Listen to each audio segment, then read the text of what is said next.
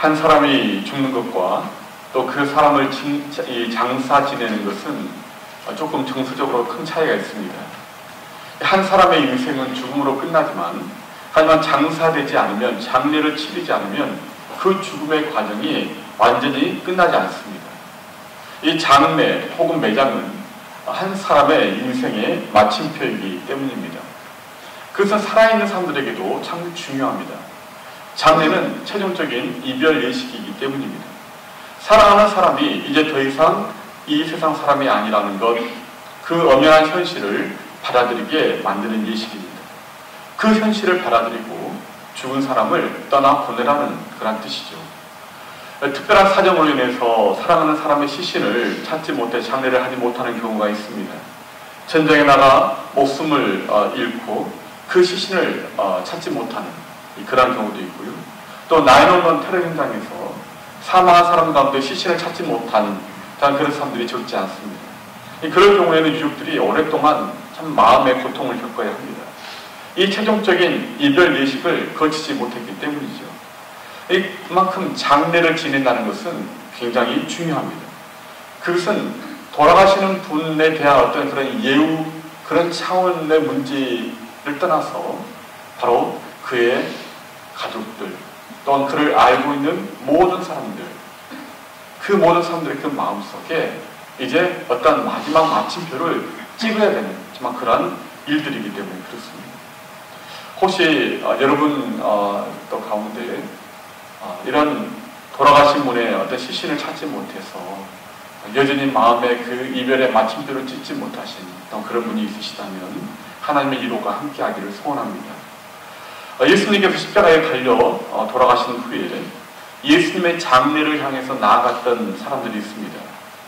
그들이 예수님의 그 시신을, 또한 그 장례를 이제 마무리하고 또 안장하고 또 그 장례를 치른다는 것, 이것은 사실 쉽지 않은 정말 그런 일입니다. 우리가 사순절을 보내고 있고 또 고난주간을 앞두고 있습니다. 우리들은 이제 가끔 이런 때에 절제하는, 또 금식하는 또 이런 일들을 합니다. TV나 또는 인터넷이나 또는 게임과 같은 오락을 절제하기도 하고 또 밥을 또 금식하기도 합니다. 하지만 이런 가벼운 그런 퍼포먼스 차원의 그런 문제가 아니었습니다. 예수님의 그 시신을 수습해서 장례를 치른다는 의미는 자신의 목숨을 걸고 앞으로 나서야 되는 정말 그런 두려운 일이었습니다.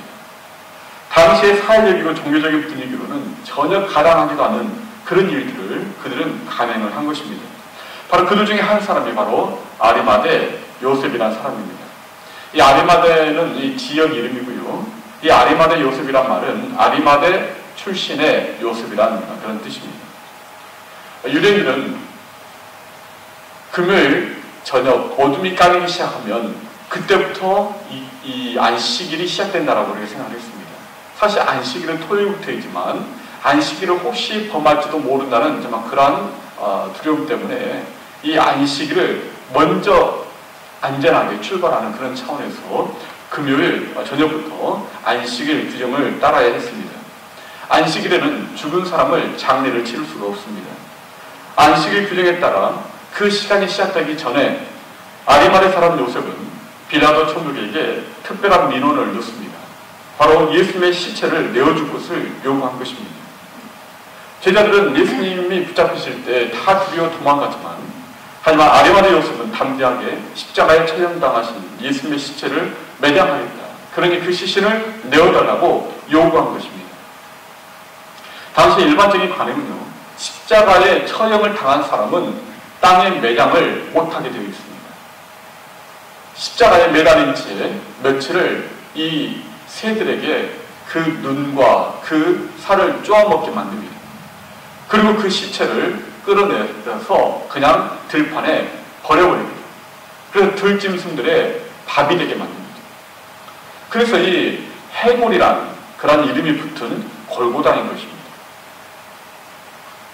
사람들은 그 처참한 시신을 바라보면서 그 로마의 그 권력에 대해 두려움을 그렇게 갖게 했고, 그리고 또 이런 십자가 처형을 받은 이런 죄수를 향해서 비웃음과 비난을 퍼부어야 했습니다. 그렇기 때문에 이 아리마대 요셉이 예수님의 시신을 안장하겠다라고 지금 빌라도 총독에 가서 요구한다는 것은요, 이것은 그 당시로서는 정말 감히 할 수 없는, 감히 요구할 수 없는 바로 그러한 일이라는 것입니다. 또한 예수님은 로마에 반역한 그러한 정치범이라는 그러한 이 죄명으로 그렇게 처형을 당한 그러한 정치범입니다. 그러한 예수님의 시신을 안장하겠다는 것, 그것도 자기를 위해서 자기의 그 무덤에, 준비한 무덤에 안치하겠다는 것은요, 이것은 자신의 어떤 거취에 영향을 받는 수준이 아니라 목숨을 내걸지 않고서는 할 수 없는 그런 행동인 것입니다. 이 아리마대 요셉이라는 사람이 어떻게 이러한 일을 할 수 있었을까요? 성경은 이 아리마대 요셉에 대해서 이렇게 말씀합니다. 저는 오늘 세 가지로 그 아리마대 요셉에 대해서 함께 말씀을 나누기를 원합니다. 첫 번째는 이 아리마대 요셉은 하나님의 나라를 기다리는 사람이었다는 것이죠. 이 아리마대 요셉은 빌라도에게 시체를 요구한 것은 단순히 예수님의 장례라도 한번 제대로 치러드리겠다는 동정심 때문만 아니었습니다. 그런 메시아를 통해 이 땅에 오게 될 하나님의 나라를 기다린 사람이었기 때문이라는 것이죠. 우리 마가복음 15장 43절을 같이 읽어보도록 하죠. 아리마대 사람 요셉이 와서 강돌이 빌라도에게 들어가 예수의 시체를 달라 하니 이 사람은 존경받는 공회원이요 하나님의 나라를 기다리는 자다. 하나님의 나라를 기다린다는 말은 메시아를 기다린다는 말과 같습니다. 그는 하나님의 나라, 그 나라가 도래할 곳이 예루살렘이라고 그렇게 믿었기 때문에 그는 아리마대 지방을 떠나서 예루살렘으로 이사까지 했습니다. 그리고 메시아가 나타난다면 그를 섬기는데 그의 온 삶을 바칠 것을 결심했던 그런 존경받는 공회원이요 또한 하나님의 나라를 기다리는 경건한 유대인이었다는 것입니다. 이 아리마대 요셉은 처음에는 예수님이 메시아라는 그런 사실에 대해 믿음이 좀 부족했던 것처럼 보입니다. 하지만 예수님께서 고난을 받으시고 십자가에 돌아가신 그 모든 모습을 지켜보면서 진정 예수님이 우리의 죄를 대신하여 죽으시는 고난받는 메시아라는 사실을 확신하게 된 것입니다. 이제는 자신의 부와 명예, 권력, 이 모든 것이 하나님의 나라에 비하면 아무것도 아니라는 것을 깨달은 것입니다. 우선순위가 바뀌게 된 것입니다. 그는 먼저 하나님의 나라와 하나님의 의를 구하는 그런 사람으로 변화가 된 것입니다. 빌라도는 이 아리마대 요셉의 그러한 요청을 듣고 사형을 집행한 백부장에게 예수님이 실제로 죽었는지 확인한 후에 시체를 내어주라고 허락합니다. 요셉은 당시 풍습에 따라 예수님의 장례를 치렀습니다.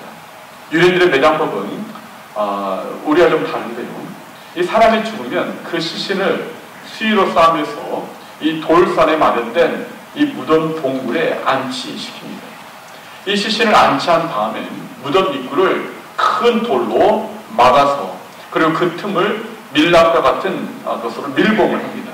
이 짐승이나 벌레가 들어가지 못하게 하는 것입니다. 그렇게 1년 정도를 지나면 살은 다 썩어서 없어지고 뼈만 남습니다. 그러면 이 돌로 만든 유골함에 그 뼈를 안장합니다. 그때야 모든 장례 절차가 끝난다고 합니다. 이 아리마대 요셉이 예수님의 그 시신을 요구해서 장사 지냈다는 것은 바로 예수님의 죽음이 역사적으로 확실하다는 그런 뜻을 우리에게 보여주는 것뿐만 아니라 그 죽음은 하나님의 죽음이시라는 사실을 분명히 한 것입니다. 다시 말해 요셉은 예수님이 고난받는 메시아로 이 땅에 오셨음을, 하나님의 나라를 이 땅에 가지고 오신 분이라는 사실을 그는 믿고 확신했다는 것입니다. 만약 그가 단순히 정치범으로 돌아가신 그런 분이 예수님이었다고 생각했다면 그는 이렇게 요구하지 않았을 것입니다. 두 번째로 이 아리마대 요셉은 변두리 사람에서 영적 커밍아웃을 하게 된 사람입니다. 요한복음 19장 38절 말씀을 우리 같이 읽어보도록 하죠. 아리마대 사람 요셉은 예수의 제자이나 유대인이 두려워 그것을 숨기더니 이 일 후에 빌라도에게 예수의 시체를 가져가기를 구하매 빌라도가 허락하는지라 이에 가서 예수의 시체를 가져가니라. 이 커밍아웃이라는 말은 요즘은 이제 자신의 성 정체성을 밝히는, 드러내는 어떤 그런 말로 사용되지만, 이 원래 의미는 사회 속에 또는 자신의 주변 사람들, 가족이나 친구들에게 자신의 신앙, 또 자신의 어떤 정치적인 견해, 이런 자신의 정체성을 밝히는 어떤 그런 의미입니다. 아리마의 요셉은 사내들인 공회원이라 그렇게 성경을 기록하고 있습니다. 예수님을 재판했던, 그리고 빌라도에게 고발했던 그 사내들인 공회원의 의원이었다는 것이죠. 이 사내들인 의원, 공회는 당시 71명으로 그렇게 구성된 입법, 행정, 사법, 이 모든 것을 총괄하는 유대사의 최고의 의결기관이었습니다. 이 지금으로 말하면 이 상원의원이나 하원의원보다 훨씬 더 막강한 그런 권력을 가진 사람들이 바로 이 사내들인 공회였다는 것입니다. 아리마의 요셉은 이 사내들인 공회원이었습니다. 아리마의 요셉은 예수님의 제자였지만 하지만 그것을 그동안 숨기며 살아왔습니다. 사내된 의원으로서 당장 예수님에 대한 믿음을 드러내고 그의 삶을 전부 바친다는 것은 그가 치러야 할 대가가 너무 컸다는 것이죠. 그동안 쌓아왔던 부와 명예, 지위와 유복한 가정 한꺼번에 다 날아갈 수 있기 때문입니다. 자칫 잘못하면 정치적인 모함을 받아서 죽음을 겪을 수도 있었습니다. 그래서 그는 예수님으로부터 멀찍이 떨어져서 예수님의 제자라는 사실을 숨긴 채 살아왔던 것입니다. 아리마의 요셉 자신도 많은 갈등과 고민을 했을 것입니다. 공회원들이 예수님을 십자가형에 처해야 한다고 목소리를 높일 때 그것을 막을 수 있는 용기가 그에게 없었습니다. 아마도 그는 예수님의 재판 과정과 그리고 십자가의 처형 과정을 멀리서 지켜보면서 마음에 큰 아픔과 죄책감을 느꼈을 것입니다. 예수님을 믿으면서도 자신의 믿음의 정체성을 숨기며 살아가면서 제자들 안으로 들어가지 못하고 그렇다고 사내들인 모임에도 끼지 못하는 그런 자신의 모습이 비참했을 것입니다. 그는 변두리 인생이었던 것이죠. 아리마의 요셉은 다른 사람의 눈과 인정과 눈치를 보며 살아갔던 사람이었습니다. 하지만 이제 예수님께서 십자가에 달려 돌아가시자 아리마의 요셉은 비로소 용기를 냈습니다.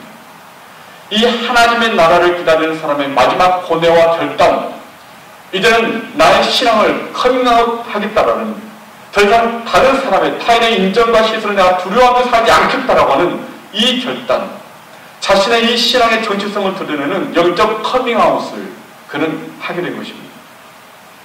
이제 그는 어떤 망설임이나 두려움 없이 하나님 나라의 변두리 인생에서 이제는 하나님 나라의 중심으로 들어오는 주도적인 그런 믿음의 인생으로 바뀌게 된 것입니다.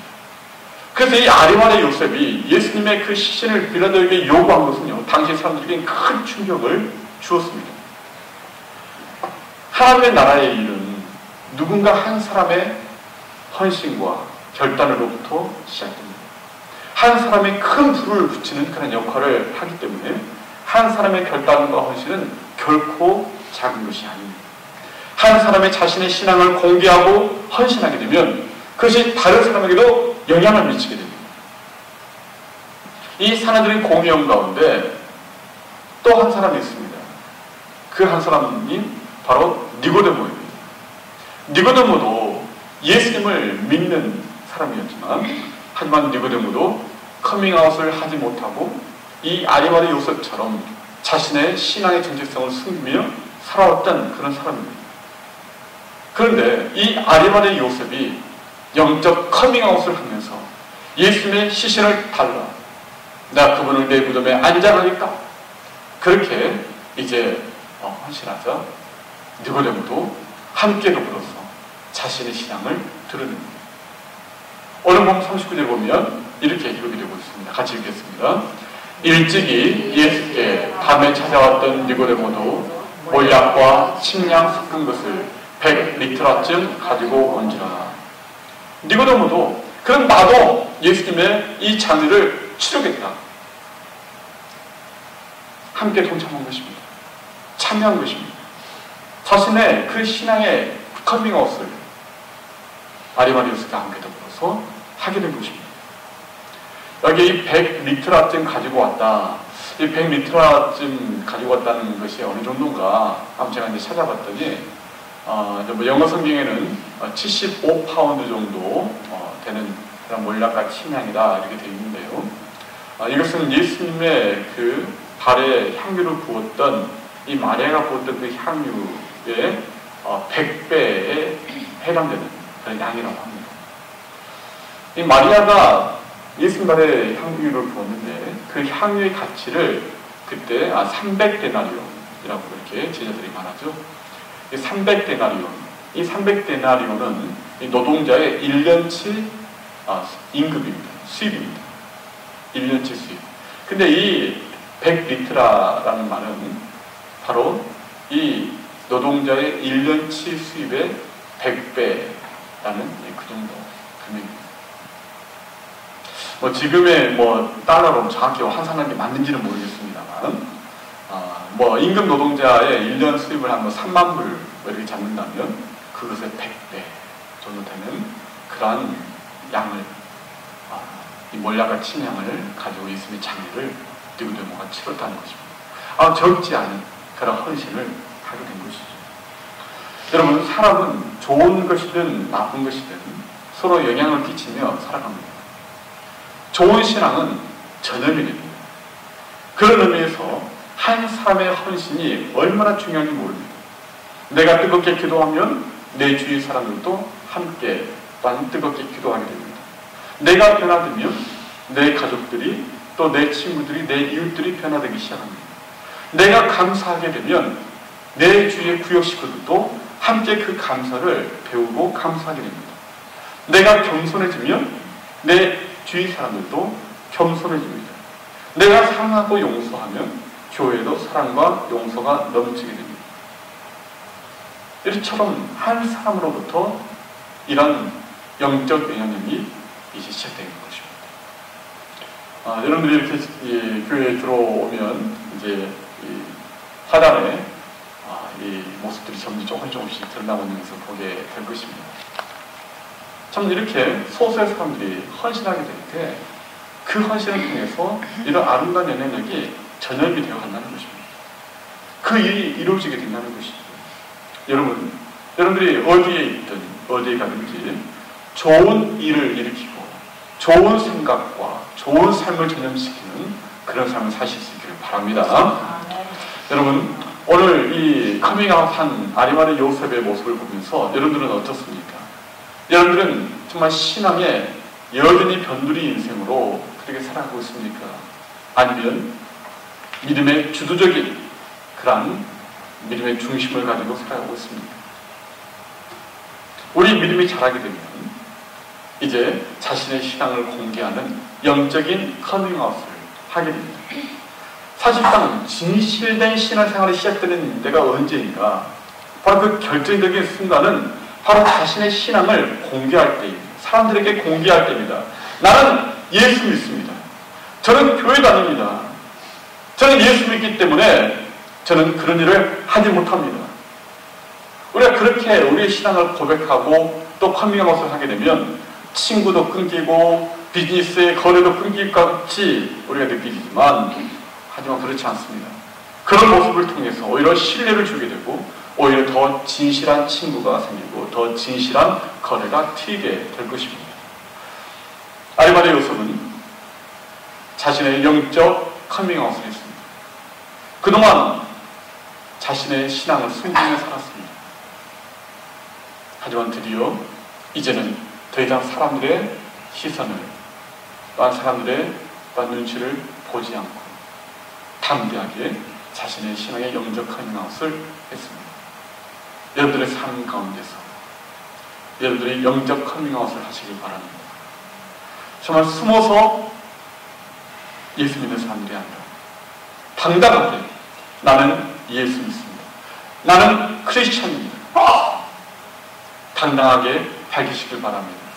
그것이 여러분들에게 손해가 올 것 같이 느껴지지만 하지만 오히려 하나님께서 그 일을 통해서 놀라운 그런 영적 반전을 일으키실 줄 믿습니다. 세 번째로 아리마대 요셉은 자신의 죽음과 부활을 경험한 사람입니다. 아리마대 요셉은 자신의 무덤에 예수님을 안장했습니다. 그리고 그 무덤에 큰 돌을 맞고 그리고 밀봉을 직접 했습니다.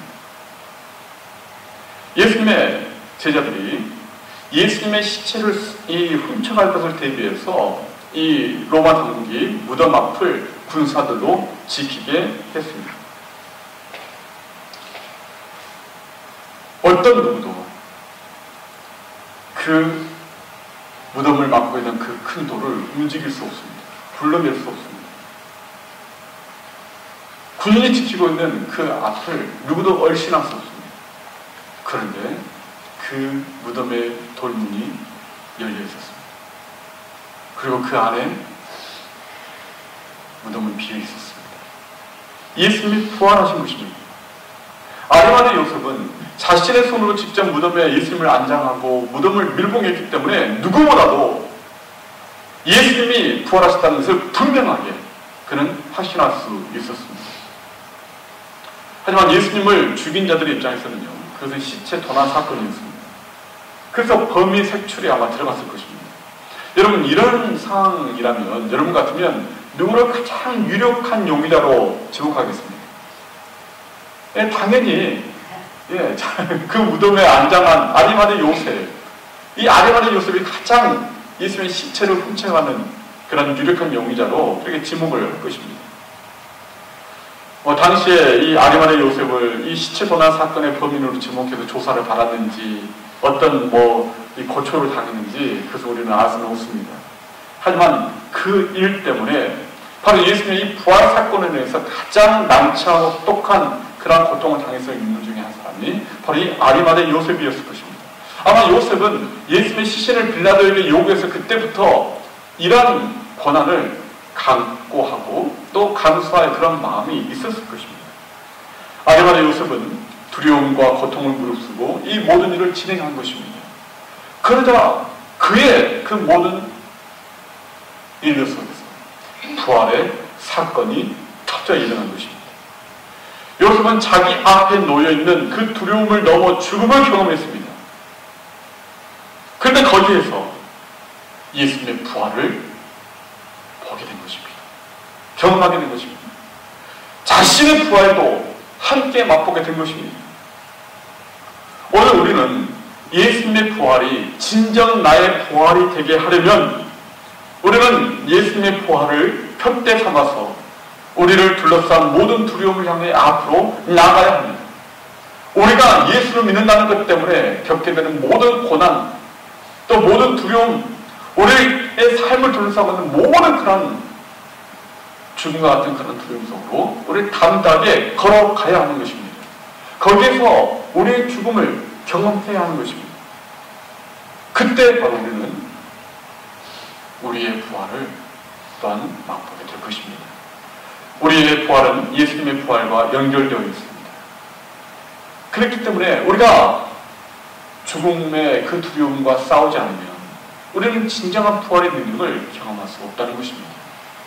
아리마대 요셉처럼 자신의 신분과 지위와 생존을 건 도전과 죽음을 경험한 적이 없다면 어떻게 그 부활을 경험할 수 있겠습니까? 두려움에 대한 도전 없이 살다가 맞이하는 그 부활이 어떻게 똑같은 그런 부활이 되겠느냐 말입니다. 우리가 사는 이 세상은 우리를 두렵게 하고 우리의 어떤 믿음을 굴복시켜버리는 정말 그러한 일들이 얼마나 많은지 모릅니다. 수많은 사람들이 그 두려움을 굴복하지 못하고 믿음의 무릎을 꿇어버립니다. 우울증에 빠집니다. 이런 세상의 압력과 교묘한 선율수에 우리를 굴복당하지 말아야 합니다. 굴복당하지 않을 뿐만 아니라 오히려 그런 세상과 어떤 우리는 단대히 싸워서 맞서야 하는 것입니다. 우리가 예수님을 고난을 흉내내는 것 그것만으로는 부족합니다. 나무 십자가 메고 길거리 행진하는 것, 밥 몇 끼 금식하는 것, 이런 퍼포먼스 가지고 우리는 안 된다는 것입니다. 그것 가지고 예수님의 고난에 동참했다라고 그렇게 우리는 말할 수 없다는 것입니다. 우리가 직면하고 있는 우리의 고난, 우리가 예수를 믿는다는 것 때문에 우리가 치러야 할 희생과 그 모든 대가, 그걸 우리가 기꺼이 받아들이고 그 고난 속으로 들어가야만 한다는 것입니다. 그럴 때 아리마의 요셉처럼 예수님의 그 부활을 내 부활로 경험하게 된다는 것입니다. 우리가 예수님은 십자가에 죽으시고 못 박히셨고 또 죽어 장사 지냈다라고 우리는 고백합니다. 하지만 우리가 늘 생각해야 되는 것은 바로 그 예수님과 함께 우리 자신도 장사되었다는 것입니다. 로마서 6장 3절 4절 우리 같이 읽어보도록 하죠. 무릇 그리스도 예수와 합하여 세례를 받은 우리는 그의 죽으심과 합하여 세례를 받은 줄을 아지 못하느냐. 그러므로 우리가 그의 죽으심과 합하여 세례를 받음으로 그와 함께 장사되었나니 이는 아버지의 영광으로 말미암아 그리스도를 죽은 자 가운데서 살리신과 같이 우리로 또한 새 생명 가운데서 행하게 하려 합니다. 우리는 예수 그리스도와 함께 무덤에 장사된 사람들이고, 그리고 예수 그리스도와 함께 그 무덤에서 부활을 경험한 새로운 생명을 얻게 된 사람들이라고 말씀하고 있습니다. 그럴 때 우리는 죄의 유혹을 받을 때마다 우리는 이렇게 말해야 됩니다. 나는 이미 죽은 사람이다. 나는 이미 장사된 몸이다.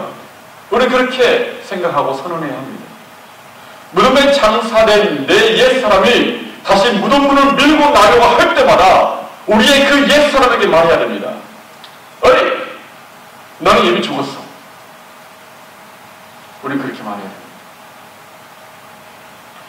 음란의 유혹을 느낄 때마다 우리는 그렇게 이야기해야 됩니다.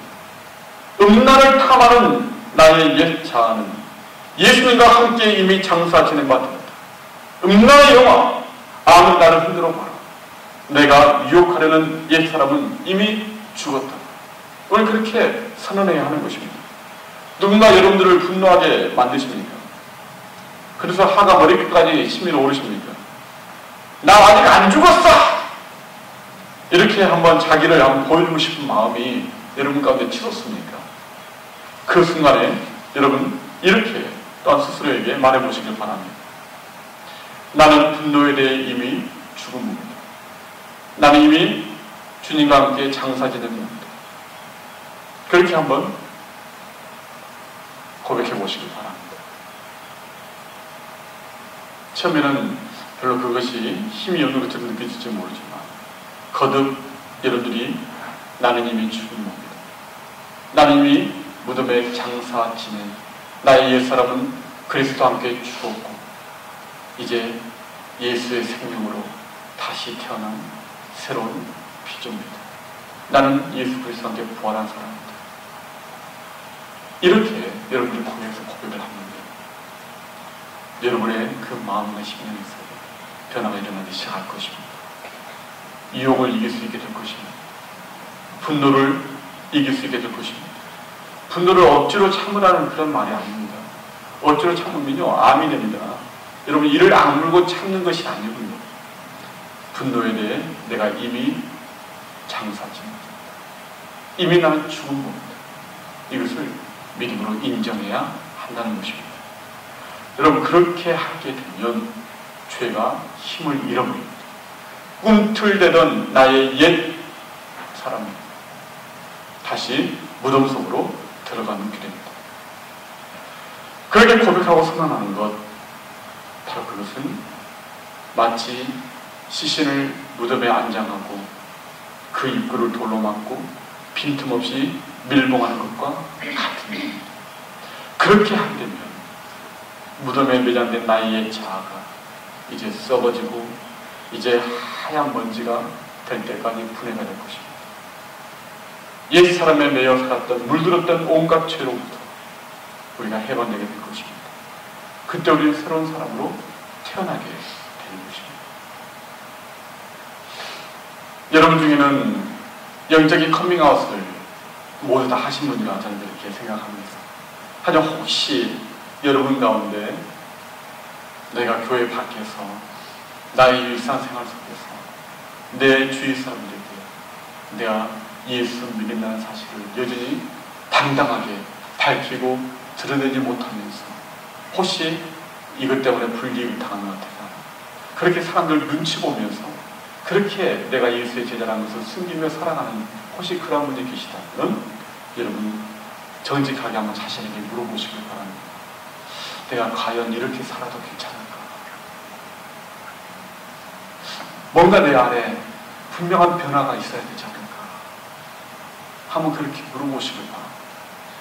세상에 인정해 주는 그런 인정과 또 두려움, 그것보다 더 크신 예수님께 붙들려 사는 것, 그것이 바로 정말 올바른 그런 나의 인생의 모습이 되어야 되지 않을까 한번 생각해 보시길 바랍니다. 만약 그런 마음과 그런 생각이 드시다면 바로 성령께서 여러분들을 지금 부르고 계시는 것입니다. 여러분 더 미루지 마시고 아직 여러분의 인생에 시간이 남아있을 때 결단하시고 그리고 주님을 여러분의 마음 가운데 모셔드리길 바랍니다. 다른 누구를 위해서가 아니라 바로 여러분 자신을 위해서 그런 귀한 결단을 하실 수 있기를 바랍니다. 여러분 우리는 죽기 전에 한 번은 참되게 죽어야만 우리는 영원히 살게 됩니다. 하지만 죽지 않으면 우리는 죽어서 영원히 죽게 됩니다. 둘째 사망 우리는 겪게 됩니다. 그럴 때는 우리는 이 땅에 있을 때 우리는 죽어야 합니다. 이 땅에 있을 때 우리 자신을 우리의 옛 자아를 무덤에 장사 지내야 됩니다. 예수 그리스도와 함께 죽고 예수 그리스도와 함께 다시 부활하는 새로운 생명으로 태어나는 그 영적 경험이 있어요.